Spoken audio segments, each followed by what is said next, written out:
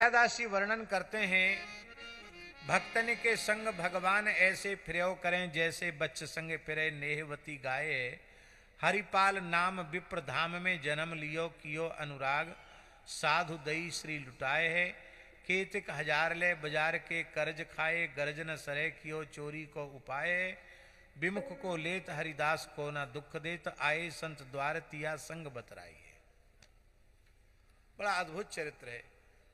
विप्र वर श्री हरिपाल भक्त जी का चरित्र है। हरिपाल ब्राह्मण कुल में इन्होंने जन्म लिया था। बड़े अनन्य अनुरागी भक्त थे। शरीर संसार से पूर्ण वैराग्य था हरिपाल भक्त का। और एक विशेष बात ये थी झा जी कि हरपाल जी जैसे सरस्वती के कृपा भाजन थे ऐसे ही लक्ष्मी जी के भी कृपा भाजन थे। शास्त्रों के मर्मज्ञ विद्वान होते हुए भी लक्ष्मी जी के खूब कृपा भाजन थे। घर में अपार संपत्ति थी, उनकी कोई कमी नहीं थी। और ऐसी स्थिति में भी उनका मन बिल्कुल भी विवाह करने का नहीं था। माता पिता भगवत धाम जा चुके थे, अब इस घर को छोड़ के कहां जाएं। घर में रह करके भजन करते थे, विवाह का मन नहीं था।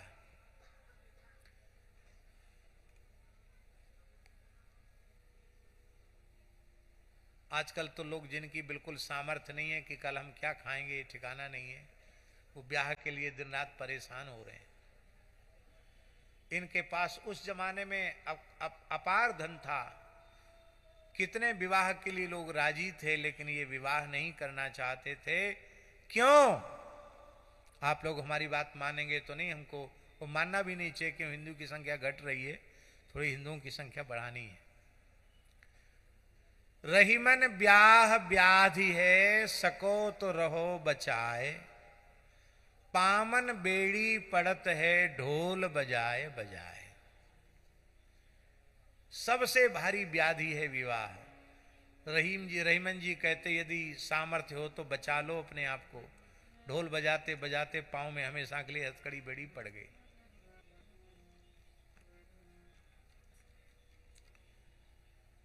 खूंटा जानते हो? खूंटा जिस पर पशु बांधा जाता है, गृहस्थाश्रम खूंटा है। फिर आप बंध गए तो उससे निकल के जाना आपके बस की बात नहीं। 2003 की या 4 की बात है। क्यों बाबूजी कहां भग गए?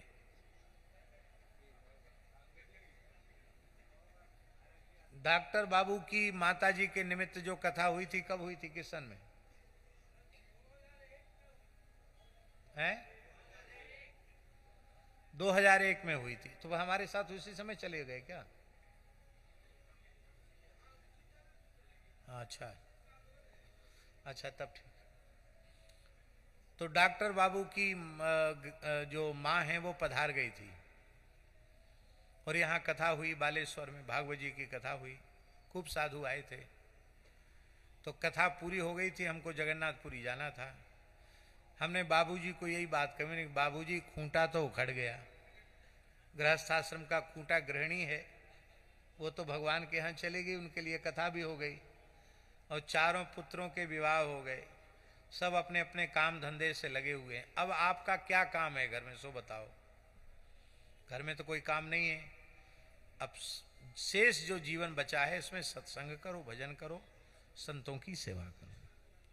हमने तो स्वाभाविक इनसे कहा, लेकिन तत्काल इन्होंने निर्णय कर लिया और बोले कि तो ठीक है, अब हम छोड़ रहे हैं, आपके साथ ही चलेंगे।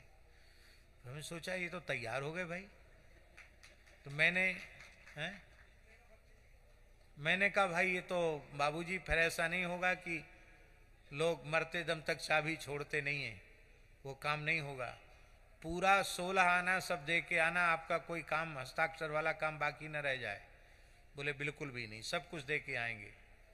पुत्रों से कभी कुछ मांगना नहीं, जो वो दे दें उससे अपना निर्वाह करना। नहीं दें तो आप हमारे पास हैं, ठाकुर जी के पास हैं, किसी की चिंता मत करना, किसी का चिंतन मत करना। हर बात पर ये राजी होते चले गए। और डॉक्टर बाबू रोने लग गए और बाबूजी की बड़ी बहू, सब लोग दुखी हो गए। ले अच्छी कथा हुई, बाबूजी को ही लेके जा रहे हैं। हाँ, गंगादास जी थे। गंगादास जी बोले, माँ गुरुजी आपकी कथा बंद हो जाएंगी। क्यों? जिसके घर में कथा कर उसी का घर उजाड़ रहे हो, है? घर के बड़े बूढ़े को लेके जा रहे हो। ये पुरी आए और उसके बाद तो फिर छूट ही गया भगवत कृपा से। अब तो इनका विरक्त वेश भी हो गया, 4-5 साल हो गए, लेकिन फिर भी इनके मन में एक भाव था कि आप क्षीर चोरा गोपीनाथ जी को कथा सुनाने की बात कह के आए थे, तो एक बार कथा हो जानी चाहिए। आज 15 वर्ष बाद लगभग उस संकल्प की पूर्ति भगवत कृपा से हो रही है। तो ये है, नहीं तो महाराज अपनी तरफ से त्यागना बहुत मुश्किल है, और त्यागना चाहिए भी नहीं, क्योंकि अग्नि की देवताओं की साक्षी में आप वचनबद्ध हुए हैं। हाँ, उस अवस्था में जब पुत्र बहुत अधिक मातृभक्त हों, सेवा कर सकते हों, और पुत्र और माता दोनों ही अनुमति दे दें, तो व्यक्ति गृह त्याग कर सकता, अन्यथा नहीं करना चाहिए। यही बात है। तो हरिपाल जी का मन विवाह करने का बिल्कुल नहीं था, लेकिन एक ब्राह्मण कन्या रीझ गई इनके इस भाव पर। बोली, मैं तो उसी ब्राह्मण से अपना विवाह करूंगी जो कम से कम 1000 गौ ब्राह्मण संतों को रोज खिलाने की शक्ति रखता हो, उसी से विवाह करूंगी। वो भी सोचती थी कि न ऐसा कोई ब्राह्मणों में मिलेगा कि जो 1000 गौ ब्राह्मण संतों को रोज जिमावे, न ऐसा कोई मिलेगा, मैं भी अपने बिना विवाह के ही भजन करूंगी। लेकिन जब हरपाल जी ने निश्चय सुना, बोले जिसका संत सेवा में ऐसा भाव है तब तो विवाह कर लेना चाहिए। और हरपाल जी राजी हो गए, घर में ठाकुर सेवा विराजमान हो गई, आपका विवाह हो गया और सेवा करने लगे। प्रियादास जी कहते हैं कि हरिपाल नाम विप्र धाम में जन्म लियो, कियो अनुराग साधु दई श्री लुटाइए। जो इनके पास संपत्ति थी वो उत्सव महोत्सव साधु सेवा में लुटा दिया। अब देखो, वो एक बात व्यवहारिक बात है, कोई आप लोग अन्यथा नहीं मानना। कोई व्यक्ति कमावे तो एक पैसा नहीं, और खर्च खूब करे तो आखिर कब तक रहेगा पैसा? कुबेर का खजाना भी खाली हो जाएगा। और कमाते तो थे नहीं, भगवान की अष्टयाम सेवा, गौ सेवा, संत सेवा, ब्राह्मण अतिथि सेवा। अब जितना घर का पैतृक धन था वो तो समाप्त हो गया। तो समाप्त हो गया तो बाजार से कर्ज लेना शुरू कर दिया। लाओ भाई, इतना पैसा दे दो हमको, हम दे देंगे तुम्हारा। केतिक 1000 ले बाजार के कर्ज खाए। उस जमाने में आज से 500-700 साल पहले महाराज जी कुछ पाके जाएंगे, वहां से पवा के भेजना। वैसे 5-10 मिनट की बात है, बस पूरा कर रहे हैं इसको, ठीक है? तब तक प्रसाद पवा देना महाराज जी।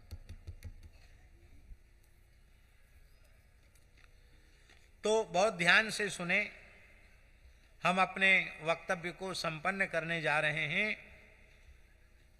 कई 1000 रुपए उस जमाने में, आज से 500-700 साल पहले, उस जमाने में कई 1000 रुपए आप उधार ले ले करके उत्सव महोत्सव संत सेवा में आपने खर्च कर दिए। आप लोग कहेंगे लोगों ने दे कैसे दिए? लोग सोचते थे भाई पुराने अमीर हैं, हाथी कितना भी दुबला हो जाएगा तो भी 1.25 किलो का तो नहीं होगा हाथी। 1.25 किलो का होगा हाथी? हाथी तो हाथी है, दुबला हो जाएगा तो भी हाथी ही रहेगा। हाथी चाहे जितना दुर्बल हो जाए, 1.25 शेर का कभी नहीं हो सकता। तो लोग सोचते थे अरे भाई पुराने रईस हैं, कहीं गाड़ के रखे हैं, अभी खर्च नहीं कर रहे हैं, जब चाहेंगे 1 मिनट में मैं चक्रवृद्धि ब्याज के पूरा कर्जा चुका देंगे, तो जरूर वापस मिल जाएगा। इस हिसाब से लोगों ने उनको दे दिया। लेकिन जिसका ले लेते उसका देने का नाम नहीं। अब लोगों ने धीरे धीरे मना कर दिया, देने से भी मना कर दिया। अब साधु सेवा तो जब शुरू हो जाती है तो संत तो आते हैं। एक बात बहुत ध्यान से सुने, संत केवल भाव के भूखे होते हैं। ईंट पत्थर से शोभा नहीं है मंदिर की मठ की, संत सेवा से शोभा है। आए गए अपने भूखे रहना पर संत की ध्यान रखना, संत का ध्यान रखना। अपने भूखे रह जाए पर संत स्थान में भूखा न रहे, अपने सामान्य जगह पे गुजारा कर ले, टाट बोरा बिछाकर गुजारा कर ले, पर संत दुखी न हो स्थान में। संत दूध के भरे कटोरा में तुलसी जल जैसे आते हैं। संत सुर साधु चाहत भाव, सिंधु तोष की जल अंजलि दिए। इसलिए जो लोग कहते हैं कि हम तो गांव देहात में पड़े, हमारे यहां साधु नहीं, क्यों साधु नहीं है भाई? संतों में भाव नहीं है इसलिए साधु नहीं है। अरे गांव देहात की छोड़ दो, बड़े बड़े तीर्थों में स्थान खाली पड़े, साधु नहीं है। क्योंकि महंत लोग अपना शान शौकत और उसमें भगवान की संपत्ति को नष्ट कर रहे हैं, साधु सेवा में प्रेम नहीं है। बात कड़वी है, बुरी लगेगी तो जो लगे भले ही, लेकिन साधु सेवा में प्रेम नहीं है। संत सेवा बहुत ऊंची चीज है। तो अब हरपाल जी ने एक नया काम शुरू कर दिया। जब घर में कुछ नहीं रहता तो रात के समय चोरी करने चले जाते। बड़ा तगड़ा शरीर था, हृष्ट पुष्ट, और 7 फीट लंबे जवान थे, लठ लेके चलते। रात को अकेले ही, दूसरे किसी की जरूरत नहीं, अकेले ही चोरी कर लाते। अब ये कथा बड़ी विचित्र है, भक्तमाल की कथा। आप लोग इसको सुन के इसकी नकल मत करना कि हरपाल जी चोरी करके सेवा करते थे, हम भी डकैती डाल के चोरी करके सेवा करेंगे। इसलिए नकल नहीं करना अशोक जी, इसलिए नकल नहीं करना कि पहले उनके जैसे पूरा सब कुछ लुटाना पड़ेगा, इसके बाद फिर भी सेवा बंद ना हो, तब ऐसा आप करो तो कर सकते हो। स्वयं कुछ भी नहीं लेते थे वो, और चोरी में क्या करते थे? रुपए पैसा सोना चांदी को हाथ नहीं लगाते। तब क्या करते? आटा, दाल, चावल, गुड़, शक्कर, घी, जो भोग बनाने की सामग्री है ना, उसी को लाते, साधु सेवा हो जाए। जंगल से लकड़ी कंडा ले आते, साधुओं को जिमाते। और एक चोरी करने में उनका भाव, ऐसे व्यक्ति के यहां चोरी करते जो कमाता तो खूब है और साधु सेवा बिल्कुल नहीं करता। एक साधु को रोटी नहीं देता है तो हरपाल जी सोचते, देखो बेचारा दिन रात कमाई में लगा है, अच्छे काम में पैसा लगन, इसका थोड़ा अन्न चून साधु सेवा में लग जाएगा तो इस बेचारे का भी कल्याण हो जाएगा। हमारे यहाँ साधुओं में एक कहावत है महाराज जी, साधुओं में कहावत है, जिसका चून उसका पून, साधु को पाप न पून।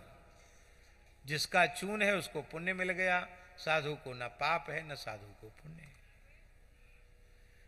तो उसमें भी परोपकार की भावना, जिसका अन्न ले रहे हैं उसके कल्याण की भावना उनके मन में थी। एक बार एक वैश्य के यहां चले गए, वो कौन सा काम, जो आटा वगैरह की दुकान होती, क्या कहते हैं उसको?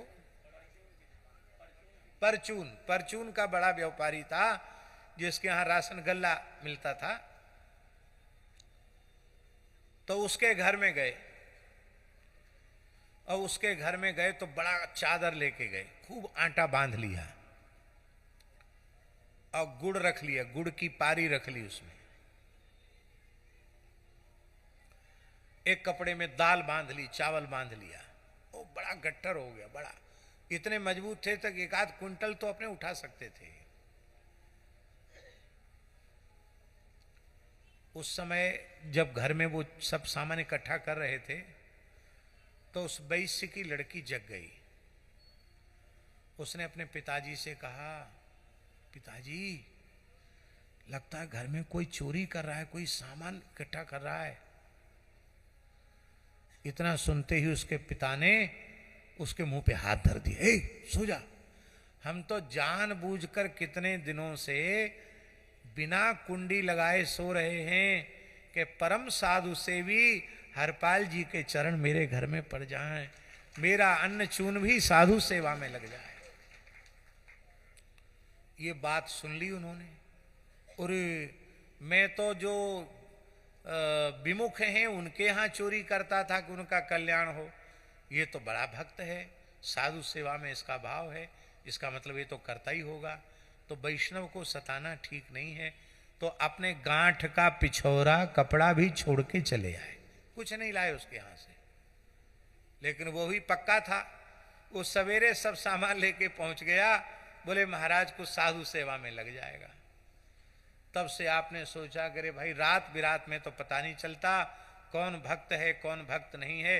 अब दिन दहाड़े चेहरा देख के लूटेंगे, राहजनी कहते ना उसको, वन में जंगल में लूट लेना, मार्ग में चलते हुए लोगों को लूट लेना, ऐसा करेंगे। अरे लूटने का काम भी स्वामी जी रोज रोज नहीं करते थे, तभी करते थे जब घर में कुछ न रह जाए ठाकुर सेवा संत सेवा के लिए, तब रोज कुआं खोदना, रोज पानी निकालना पीना, ऐसा काम था। एक बार कुछ संतों की बड़ी जमात आ गई, 1000-1200 साधु आ गए एक साथ, बड़ी जमात आ गई। अब तो जमातें घूमना कम हो गई, लेकिन पहले बहुत संतों की जमात घूमती थी। हमारे पूज्य गुरुदेव पहाड़ी बाबा महाराज कहते थे कि श्री अर्जुन दास जी त्यागी श्री अर्जुन दास जी महाराज, उनकी जमात में महाराज जी रहे। महाराज जी के गुरु भाई लगते थे अर्जुन दास जी महाराज, तेरा भाई त्यागी खालसे के संस्थापक श्री महंत, और अयोध्या में खाक चौक के संस्थापक, महाराज जी के खास गुरु भाई लगते थे पहाड़ी बाबा महाराज के। तो उनकी जमात में महाराज जी कहते हम रहे 800-800 साधु, 900-900 साधु। कैसे? एक शरीर पर लंगोटी, दूसरा कपड़ा नहीं, अखंड भस्म, कमंडल, ब्रह्मपात्र और सबके जटाजूट, ऐसे संत। केवल ठाकुर जी के लिए एक छतरी, एक महंत जी के लिए छतरी, बस और कुछ नहीं। जहां गए वहीं गांव के लोगों ने व्यवस्था कर दिया, ऐसे संत चलते थे। कैसा जमाना रहा होगा। आज के 70 लगभग 100 साल पुरानी बात हम आपको बता रहे हैं। महंत रघुवीर दास जी महाराज की जमात में 1000-1200 साधु से कम नहीं रहते थे। उस जमाने में इतनी बड़ी बड़ी जमातें संतों की चलती थी। जमातों से ही भक्ति का प्रचार होता था। तो हरिपाल भक्ति की चर्चा संतों में थी, तो बड़े साधु महंत 1000-1200 साधुओं को लेके जमात लेकर के आ गए। तो विमुख कहते हैं, विमुख को लेत हरिदास को ना दुख देत, आए संत द्वार तिया संग बतराई है। बड़ी संख्या में संत आ गए तो अपनी पत्नी से बोलने लगे कि देवी अब बताओ अब क्या करना चाहिए। पत्नी ने कहा ठाकुर जी से प्रार्थना करो कि आपने कहा है अनन्यास चिंतयन्तो माम ये जना पर्युपास्ते तेषाम नित्याभियुक्तानाम योगक्षेमम वहाम्यहम्। भगवान से दोनों, हरिपाल जी ने, उनकी ब्राह्मणी ने, पत्नी ने, दोनों ने प्रार्थना की। और प्रार्थना के बाद हरिपाल जी बोले देखो साधु आ गए, सौभाग्य की बात है, घर में तो कुछ है नहीं, ऐसा करो कि तुम पड़ोस से कुछ मांग के ले आओ। हरिपाल जी की पत्नी ने कहा कि घर का सोना चांदी रुपया पैसा जमीन जायदाद सब तो सेवा में लग गई, मेरे शरीर के आभूषण भी सब सेवा में लग गए। अब हालत यह है कि मुझे देखते ही लोग अपना दरवाजा बंद कर लेते हैं, आ गई कुछ मांगने के लिए, ये हालत हो गई है। अब तो एकमात्र भगवान का सहारा है। बोले ठीक है तुम यहां राम राम करो और मैं अभी व्यवस्था करके लाता हूं। अब देखो कितनी विचित्र बात है। बैठे कृष्ण रुक्मणी महल तहां सोच पर्यो, हरियो मन साधु सेवा साहू रूप कियो है। इधर भक्त को चिंतित देख करके दिव्य द्वारिका में श्री भगवान श्री कृष्ण रुक्मणी जी के साथ चिंतित हो गए और भगवान ने निश्चय किया कि मैं सेठ साहूकार का वेश बनकर आज भक्त से लुटने के लिए जाऊंगा।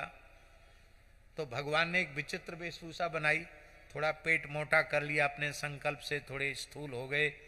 अब बढ़िया जैसे पुराने मारवाड़ी सेठ पगड़ी वगड़ी बांधते थे, पगड़ी बांध के हीरे जवाहरात की, मोतियों की सुंदर लड़ियोंदार माला पहन के, पगड़ी बांध के सुंदर भगवान झोली लेके। तो रुक्मिणी जी हंसने लगे, बोले आज आपने ये विचित्र वेशभूषा किसके लिए बनाई है, कहाँ जा रहे हो? भगवान बोले रुक्मिणी जी ये आदत आपकी बहुत अच्छी नहीं है, जाते समय टोकना नहीं चाहिए। हम कहाँ जा रहे हैं, क्यों टोक रही हो? लक्ष्मी जी ने कहा रे भाई पूछ लिया तो क्या गजब हो गया, पूछ लिया कहाँ जा रहे हो? अरे आप वैसे हम कभी नहीं पूछते, लेकिन इस विचित्र वेशभूषा में आप जा रहे हो, क्यों जा रहे हो?